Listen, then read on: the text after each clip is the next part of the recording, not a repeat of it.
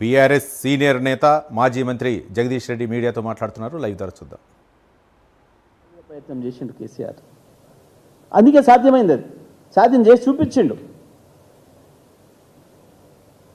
తెలంగాణలో కేవలం ఒక మహబూబ్నగర్ జిల్లా, నల్గొండ జిల్లాకు సంబంధించి ఒక దేవరకొండ, మునుగోడు తాలూకాలకు తప్ప మిగతా మొత్తం తెలంగాణను గోదావరి నీళ్ళతో తడపడానికి కావాల్సిన పద్ధతిలో నిర్మాణం చేసిండ్రు ఆ ప్రాజెక్ట్. చేసి చూపించిండు.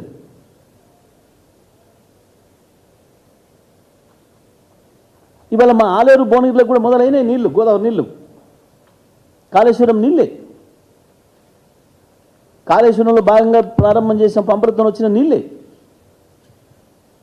దాంట్లో భాగంగా కట్టిన మల్లన్న సాగర్ నుంచి వచ్చిన నీళ్ళే.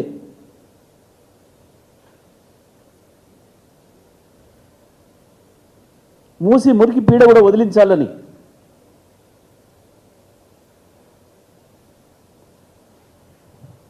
పిల్లాయపల్లి కాలువ కావచ్చు, బునాదిగాని కాలువ కావచ్చు, ధర్మాయుడు కాలువ కావచ్చు, ఆ కాలువల ద్వారా కూడా మూసి నీళ్ళతో అవసరం లేకుండా గోదావరి నీళ్ళు ఇచ్చే ఆ ప్రాంతంలో కూడా పంటలు మంచి పంటలు పండించాలని చెప్పి మూసిని క్లీన్ చేయడానికి బ్రహ్మాండంగా కొండపోచమ్మ నుంచి నీళ్ళు తీసుకొచ్చి గండిపేటలో, ఉస్మాన్ సాగర్లో, హిమాయ సాగర్లో కలపడానికి ఆనాటి ప్రణాళికలు చేసింది.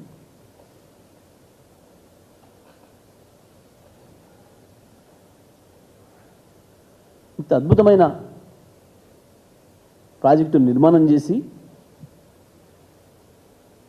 ఒక అద్భుతమైన సస్యశ్యామల తెలంగాణని సృష్టిస్తే మీ దుర్మార్గమైన, మీ మూర్ఖపు ఆలోచనలతోని కేవలం శత్రువులకు పనికొచ్చే పద్ధతుల్లో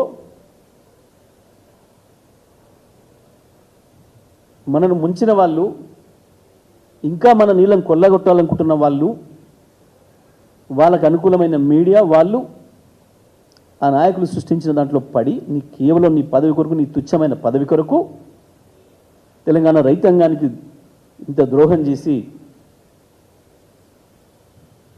వరుసగా 3 ఎండాకాలాల్ని, యాసంగిల్ని పొలాలు ఎండబెట్టి కేసీఆర్ను బదనాం చేయాలని చేసిన నీ నిర్వాకం ఇవాళ బయటపడిపోయింది. పూర్తిగా శుద్ధ అబద్ధమని తేలిపోయింది. కేసీఆర్ కడిగిన ముత్యంలాగా, ఒక మల్లెపూలాగా మళ్ళీ కేసీఆర్ ప్రభుత్వం వాళ్ళ ప్రజల ముందు నిలబడ్డది. ఇప్పటికైనా ఈ ప్రదేశ్ కాంగ్రెస్ ఘోషను ఏదైతే చెత్తబుట్టలో పడేసిందో హైకోర్టు,